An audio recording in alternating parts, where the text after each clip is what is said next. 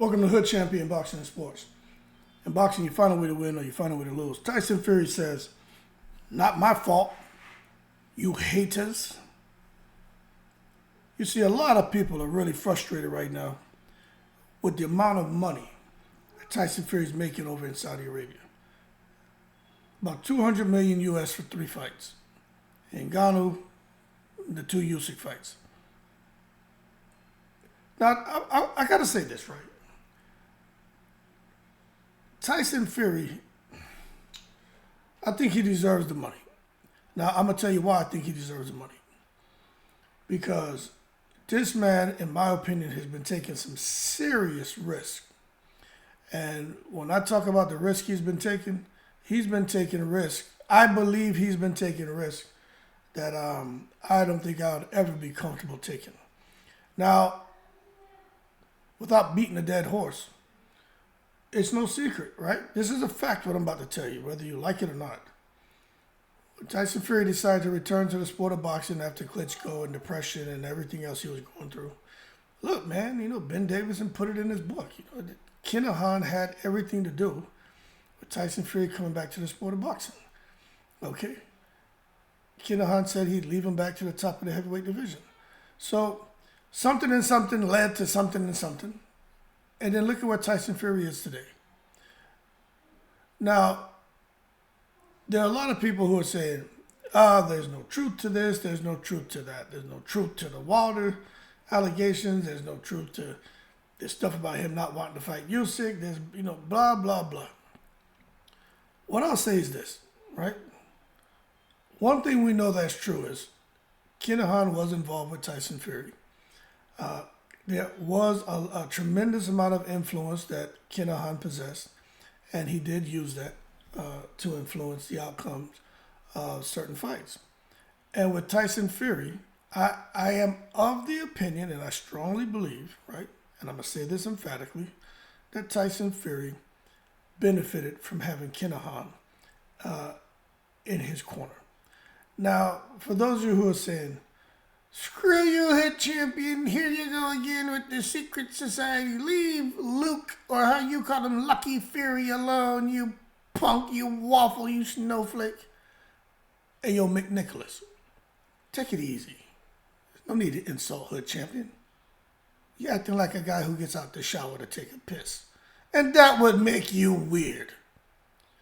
Now, all I'm saying is, no one has been able to explain why old man Arum needed to pay millions of dollars to an Irish mob boss consultation fees.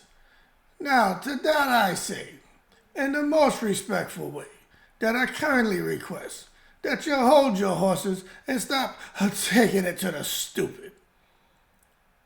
Y'all, here it is a couple years removed from that initial conversation that sparked, and it still can't make sense of Aaron paying Kinahan consultation fees for Lucky Fury. So come on now. But what I will say is this. Tyson Fury, and they say the greater the risk, the greater the reward, right? Absolutely. But if something comes out about foul play with Tyson Fury, Kinahan, corruption, the same way they say the greater the risk, the greater the reward, well, the greater the amount of Vaseline he's going to need when he ends up in prison and somebody come in there and pack some fire in the Fury hole. He won't be so lucky at that moment because he'll be going to the joint. You better hope you don't come across that goddamn one of them weird booty warrior characters in there. He deserves all that money, man. He's single-handedly. Eddie Hearn will try to take claim for this and what AJ's done for the sport of boxing in Saudi Arabia sports. Man, get out of here. That's what Tyson Fury's done, man. You look at Frank Warren. If Eddie Hearn was doing something so magnificent in Saudi Arabia, right? That's where y'all got to pay attention. Y'all think Hood Champions just out here, man. You just dislike Fury. Get out of here, you cereal eater. It's like, yo, McNicholas, that's not the case. But if you feel Eddie Hearn was pivotal in growing sports in Saudi Arabia and elevating the platform when it comes to sports in Saudi Arabia and helping the international community see Saudi Arabia as a destination, okay. But what if, I'm going to just say it, yo, look, I'm having a little military flashback, right? So why the fuck is Frank Warren running the show as the lead promoter and not Fast Eddie?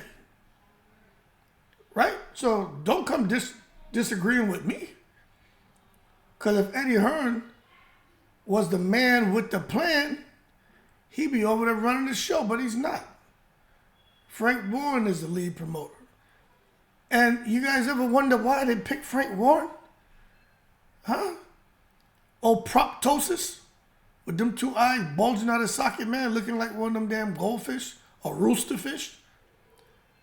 Because you got Bob Arum and Frank Warren and Tyson Fury, and you got the whole Kinahan connection and the secret society and the WBC and all. Look, man, y'all understand what's going on? So, yes, when it comes to Tyson Fury, yeah, he going to let you know it's not my fault that I'm making this money. Some of y'all could have done it too, but y'all didn't want to, dance with the devil. And I don't care what no one says. I just believe that, man. And the reason I believe it, it goes back to what Ben Davidson said, man. This whole thing about him and Kinahan and the Wilder fights, something seemed odd. How he's the only one that's able to do the things he's doing in the sport of boxing. I mean, really, look at the shit that Tyson Fury's doing and getting away with, man. Who else does that? Who else has done that and got away with it? I mean, this guy's not being held accountable for nothing. How is Tyson Fury able to come around here and basically just shoot the middle finger towards all the politics of boxing? The way, the traditional ways of doing business in the sport of boxing. How can he come now and put his middle finger up to every single person and not have any fear of repercussions?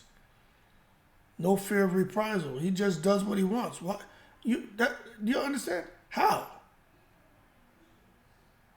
That's all I'm getting at, man. I'm just trying to solve for the why, for the how. I'm trying to solve for X, the unknown, and that's what drives the conversation. But nonetheless, believe you me, this man for Usyk and Ngannou, 200 million US, about 165, 70 million pounds. Then he's gonna go on after that and fight. His plan is to try to fight AJ and Ngannou again.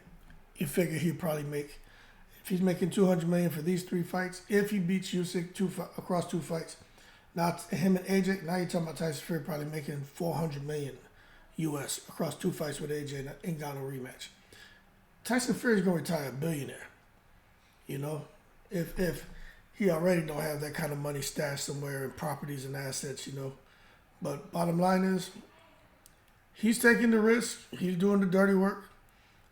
He's the face of, I would say, Saudi boxing, and it is what it is. But I don't look. I'm not saying at one point in time in my life that I wasn't a guy who bent rules and broke rules, but me now, man, I just don't think it'd be worth it when you have a family and kids and all that, man. I mean, everything's going good, but what about when things go bad? They still got that big ass trial that's supposed to take place out here this year sometime. I don't even know if it took place. I've been so busy, I haven't even been keeping up with it, but you just don't know. Because like they say, all good things come to an end. It's just a matter of me is when is it going to come to an end for Tyson Fury?